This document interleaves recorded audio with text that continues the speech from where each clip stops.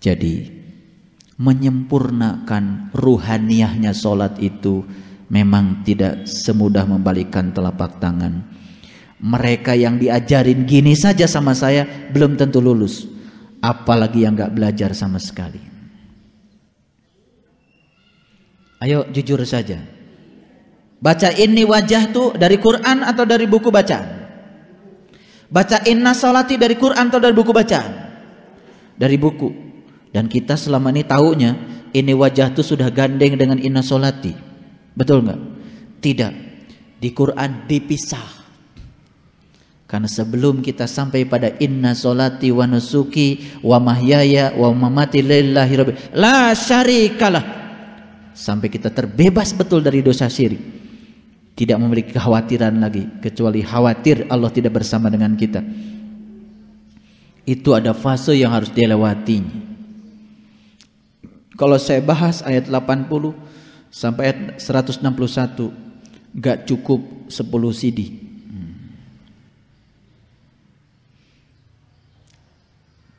Lihat ayat 161. Lihat. Sebelum saya lanjutkan, ini untuk sampel saja. Kul innani hadani rabbi ila siratim mustaqim.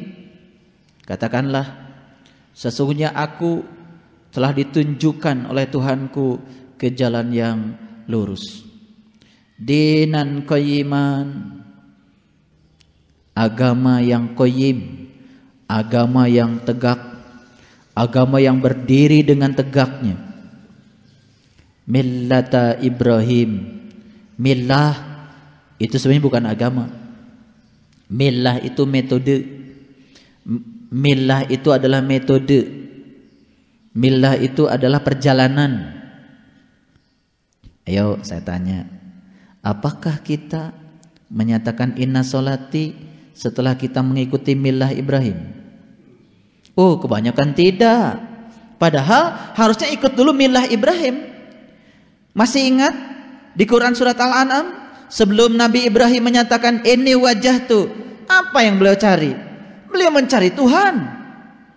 Lalu bertemu dengan bintang, lalu bertemu dengan bulan, lalu bertemu dengan matahari. Itu prosesinya seperti itu. Baru ini wajah tuh. Setelah itu kemudian beliau mengalami proses yang panjang lagi, sampai pada dinan qayyiman. Betul-betul sampai pada din yang qayyim. Din itu sebetulnya adalah alam cahaya. Qayyim yang selalu tegak berdiri di hadapan kita saat dimana kita bertawajuh kepadanya. Hanifan, yang hanif, millah Ibrahim yang hanif, metodenya perjalanan Nabi Ibrahim yang lurus, yang lembut. Wa ma kana minal musyrikin, dan bukanlah aku termasuk orang-orang yang musyrik. Ayo, setelah kita enggak musyrik lagi, baru kata Allah, boleh kamu mengatakan kul. Lihat, ada kulnya di situ? Ada. Inna sholati. Jadi inna sholati wa nusuki wa mahyaya wa lillahi rabbil alamin. Untuk siapa? Untuk siapa? Itu hanya diperuntukkan untuk orang-orang yang sudah tidak musyrik lagi. Lihat, lihat. Pakai kecerdasan melihatnya. Jadi ketika orang itu sudah diizinkan mengatakan kul innani hadani rabbi, sesungguhnya aku telah ditunjukkan kepada jalan Tuhanku, ila siratim mustaqim, yaitu jalan siratal mustaqim, dinan qayyiman. Begitu ditujukan pada jalan siratal mustaqim sampai pada dinan qayyiman. Begitu rambutnya sudah dibelah 7, sampailah pada dinan qayyiman. Itulah yang disebut dengan maliki yaumiddin. Itulah maliki yaumiddin. Makanya setelah kita menyaksikan maliki yaumiddin, berikutnya apa? Iyyaka, hanya kepadamu na'budu, aku menyembah. Wa iyyaka, hanya kepadamu nasta'in, aku minta tolong. Apa iya kita hanya minta tolong pada dia saja? Kenyataan kita masih minta tolong pada yang lain. Berarti kita masih harus menyempurnakan lagi ucapan kita supaya selaras dengan tindakan kita. Lalu Allah katakan, dinan qayyiman. Apa dinan qayyiman? Millah Ibrahim. Metode perjalanan spiritualnya Ibrahim. Saya ingin menyampaikan selamat buat ayahanda ibunda yang sudah memulai perjalanan spiritualnya seperti perjalanan Nabi Ibrahim. Kita tidak langsung mengatakan ini wajah tuh, tapi kita melakukan proses pencarian dulu. Setelah sampai di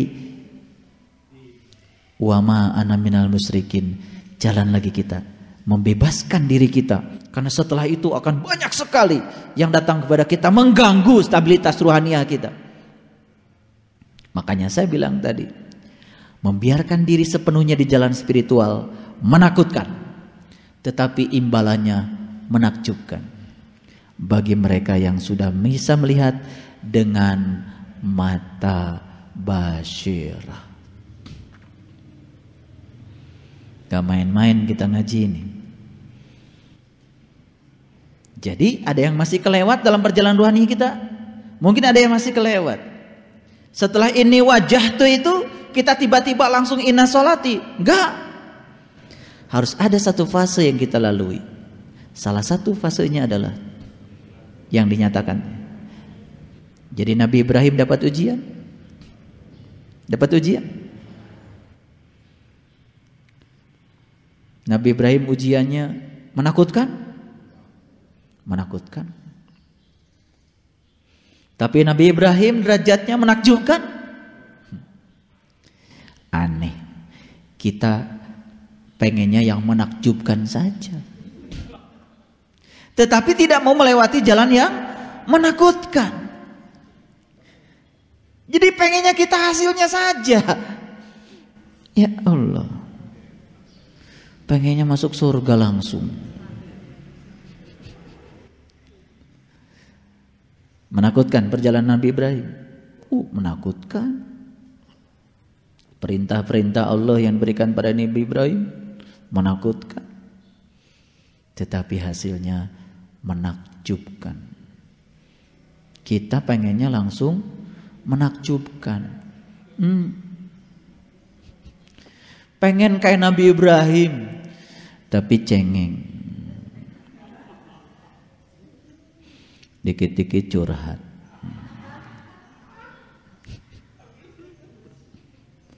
Kacau. Dikiranya belajar agama di masjid sini. Bukan. Kita belajar agama dalam kehidupan sehari-hari, setiap detik, setiap saat. Cuman di masjid ini diingatkan kalau yang sedang terjadi itulah agama. Segala peristiwa yang sedang kau hadapi itulah kenyataan hidup yang harus membuat jiwamu selalu dalam keadaan bersih dan suci. Di sini tempatnya. Ini juga bukan santapan rohani. Ini hanya sharing pengalaman. Santapan rohani ya sendiri-sendiri. Kan sudah tahu. Qad ja'akum basyair. Telah datang kepadamu basyair. Sudah. Wa man absara falinafsi. Kalau kamu melihatnya, untung bagi dirimu. Wa man amiya fa'alaiha. Kalau kamu tidak melihatnya, rugi. Udah jelas. Kalau pengen untung, ya lihat. Itu saja.